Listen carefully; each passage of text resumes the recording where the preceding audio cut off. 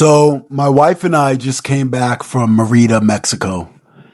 And as you know, I'm trying to escape the Matrix in the best way I know how. And the only way I know how is to find some small place in the world that I can get some type of peace. And, we're thinking about Merida, Mexico. And one thing that just fascinates me is that I don't know what the X factor is when I go to places like this. This city is like a wonderland. It is surreal because the safety you feel walking around is something that I can't describe because I haven't felt it in the United States for a long time. You just feel so safe. In fact, Merida, Mexico is the safest city in North America. And not only the safety aspect, it's just the sense of peace, I guess you can call it. People are so nice. They're just nice. The local Mexican people are happy. They seem happy and nice.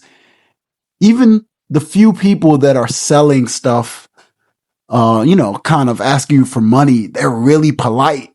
And you don't see homeless people. You might see one or two, but you don't see the drug addicts and the same social ills that you see in the US. And I don't know what the X factor is, man.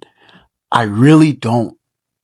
You ask some of my friends, some of my more, I guess you could call it, bigotry friends, some of my more extreme friends, they'll give you a specific religious group of people that they say is the X factor.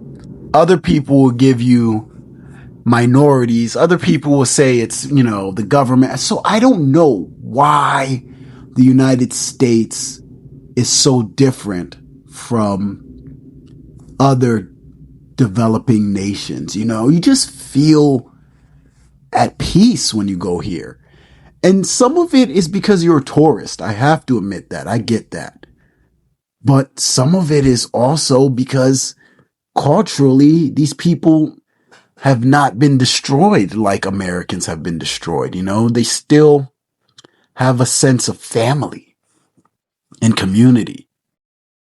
We went out there and they, like once or twice a week, they dance in the square, so it's just a whole group of people just dancing and everybody's dancing, right? Very few people are sitting on the sidelines. And they still have that in some places in California and New York, but it's not the same. It doesn't feel the same. It doesn't quite feel the same. But yeah, I almost feel guilty for wanting to even move down there because I don't want to even disturb what they got going.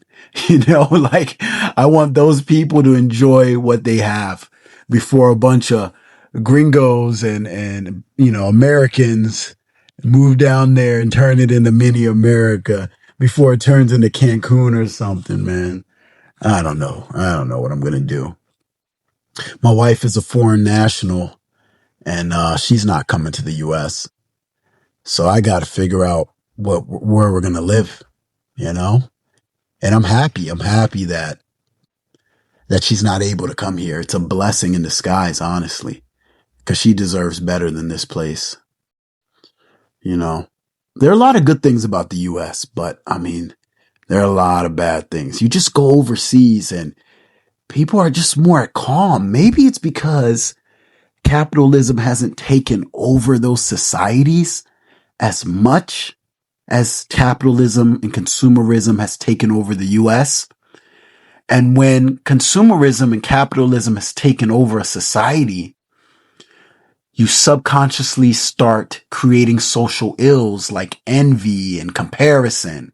And this leads to drug addiction and crime. I really blame capitalism and the fact that everything is run by the dollar.